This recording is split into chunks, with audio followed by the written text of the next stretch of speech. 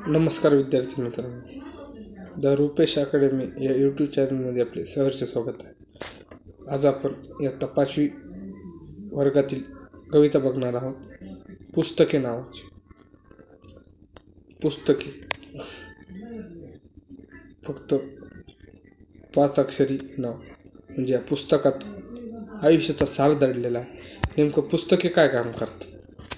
पुस्तके नुसतं पुस्तक हा जरी एक शब्द असला तरी माणसाचं सगळं आयुष्य ह्या पुस्तकात लाभलेलं असतं, दडलेलं असतं. त्याच्यामुळे हा पुस्तक खूप महत्त्वाचं आहे.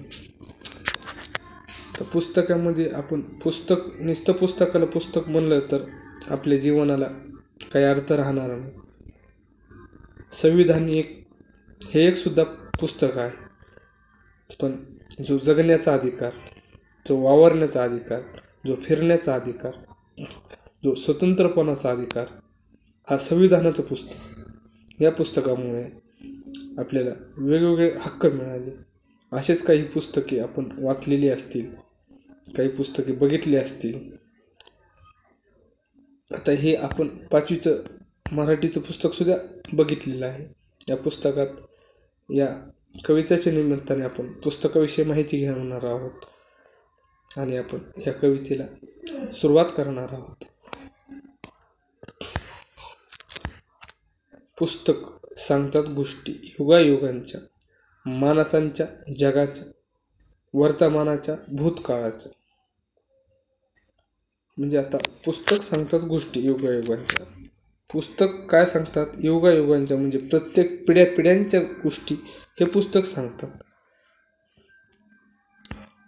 वर्तमानाच्या, भूतकाळाच्या म्हणजे चालू घडामोडी किंवा मागं झालेलं काही घटनेचं पुस्तक असेल, हे अशा प्रकारच्या गोष्टी सांगतात. थोडं बघूया. एका क्षणाच्या, जिंकल्याच्या, हारल्याच्या, प्रेमाच्या, कटुतीच्या, तुम्ही नाही का ऐकणार गोष्टी पुस्तकांच्या. पुस्तके काही करू इच्छितात, तुमच्याजवळ राहू इच्छितात. पुस्तकात पाखरं चिवचिवतात, पुस्तकात आकरं सळसळतात, पुस्तकात निर्झर गुणगुणतात. पुस्तक परीकथा ऐकतो. पुस्तकात रॉकेटचे तंत्रज्ञान आहे. पुस्तकात विज्ञानाचा मित्र आहे. पुस्तकाची दुनिया न्यारी आहे, ज्ञानाची उत्तुंग भरारी आहे.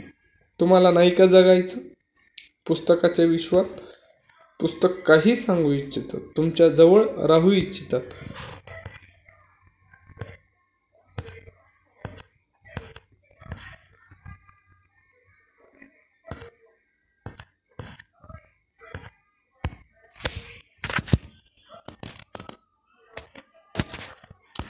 अशा प्रकारे आपण पुस्तकाचा मनोगत बघितलेला आहे. पुस्तक काय सांगतात याचे सविस्तर आपण बघणार आहोत. एका क्षणाच्या, जिंकलेल्या, हारलेल्या, प्रेमाच्या, कटुतीच्या, तुम्ही नाही का ऐकणार गोष्टी पुस्तकांच्या. म्हणजे आपण जिंकलेलो काय आहेत, हारलेलं काय आहेत, प्रेमाचं वर्णन, एखादं प्रेमाचं पुस्तक असेल, ययाती कादंबरी असेल, हे प्रेमाची प्रतीकाची कादंबरी ती वाचली असेल, कटुतीचा एखादं गोष्ट मांडणारी असेल, एखादं युद्धाचा प्रसंग असेल, कटुतीचा असेल. पुस्तके काही करू इच्छितात. पुस्तकामधनं आपण काहीही शिकू शकतो, काही करू शकतो. तुमच्याजवळ राहू इच्छितात. पुस्तक हे माणसाच्या जवळ असले पाहिजे. पुस्तकात पाखरं चिवचिवतात. खरंच चिवचिवतात का नाही हे आपण ह्या कवितेच्या माध्यमातून बघितलेलं आहे. पुस्तकात आखर सळसळतात, पुस्तकात निर्झर गुणगुणतात, पुस्तकात परीकथा ऐकवतात. परीच्या कथा, परीकथा, दंतकथा अशा वेगवेगळ्या कथांची पुस्तकं असतात. पुस्तकात रॉकेटचे तंत्र आहे. म्हणजे काही पुस्तकात आपण डॉक्टरकीसुद्धा शिकू शकतो. या पुस्तकात काही विज्ञानाचं मंत्र आहे. या पुस्तकात अशा प्रकारे वेगवेगळ्या पुस्तकातनं आपण वेगवेगळी माहिती घेऊ शकतो. पुस्तकाची दुनिया न्यारी आहे, खरंच न्यारी आहे. वेगवेगळ्या पुस्तकाचं ज्ञान वेगवेगळं आहे. अण्णाभाऊ साठेंच्या कथा कादंबरीचे पुस्तकं छान आहेत. ज्ञानाची उतुंग भरारी, खरंच ही वावगं ठरणार नाही, ज्ञानाची उतुंग भरारी आहे असं म्हटल्यावर. तुम्हाला नाही का जायचं पुस्तकाच्या विश्वात? पुस्तकात काही सांगू इच्छितात तुमच्याजवळ राहू शकतं. आणि याबरोबर आपण ही कविता शिकलेलो आहोत. आता त्याच्यानंतर पुस्तकाचं, आपल्या महाराष्ट्रातील पुस्तकाचं गाव म्हणजे भिल्लार, महाबळेश्वरच्या जवळ आहे, हे बघितलं आपण. त्याच्यानंतर आपण शब्द बघणार आहोत. शब्द म्हणजे समानार्थी शब्द, युगायुगांच्या म्हणजे खूप काळापासूनच्या वेगवेगळ्या काळातील गोष्टी, म्हणजे युगायुगांच्या. कटुता म्हणजे कडवटपणा, आखर म्हणजे अक्षर, निर्झर म्हणजे झरा, न्यारी म्हणजे वेगळी, उत्तुंग म्हणजे खूपच उंच भव्य. अशा प्रकारे आपण हा धडा बघणार. स्वाध्याय आणि त्याच्यानंतर उपक्रम एक दिलेला आहे, माहिती आहे पूर्वी, आज आणि उद्या.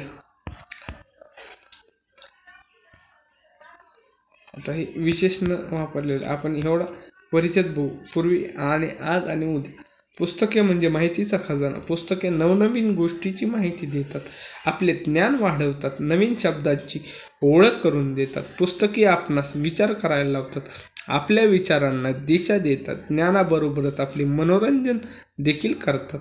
पुस्तके आपल्याला सोबत करतात. घरात एकटे आहात, वेळ जात नाही, कंटाळा आलाय, आपल्यासोबत बोलायला कोणी नाही, तर काढा पुस्तके आणि करा सुरुवात वाचायला. बघा वेळ कसा मजेत जाईल.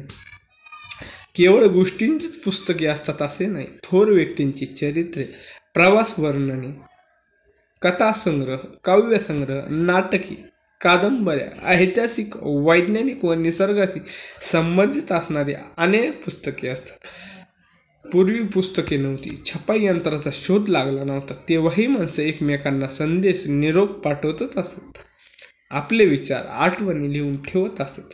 ते निरोप, संदेश, विचार, आठवणी भुर्जपत्रावर, झाडांच्या सालीवर लिहित असत. कपडांचा, धातूचा देखील लिहिण्यासाठी उपयोग करत असत. काही ठिकाणी दगडावरही कोरून लिहिलेले आहे. त्याला शिलालेख असे म्हणतात. शिलालेख हा शक्यतो छत्रपती शिवाजी महाराजांच्या काळात बघायला मिळतात. किल्ल्यावर कुठं असतील, आणखीन आजूबाजूच्या मंदिरावर. त्यानंतर कागदाचा शोध लागला, आपण कागदावर लिहू लागलो. छपाई यंत्राच्या मदतीने लिहिलेले छापू लागलो, त्यांना पुस्तके म्हणू लागलो. लिखित संग्रहांना फक्त पुस्तके म्हणतात असे नाही, तर काहींना ग्रंथ, पोथी असे म्हणतात. आता आपण संगणकावरही पुस्तक पाहतो, आता पेपरही वाचता येतो. संगणकावरील पुस्तकाला ई पुस्तक म्हणतात. पूर्वीची छापील पुस्तके व आजची ई पुस्तके हा पुस्तकांच्या स्वरूपात होत चाललेला बदल आहे.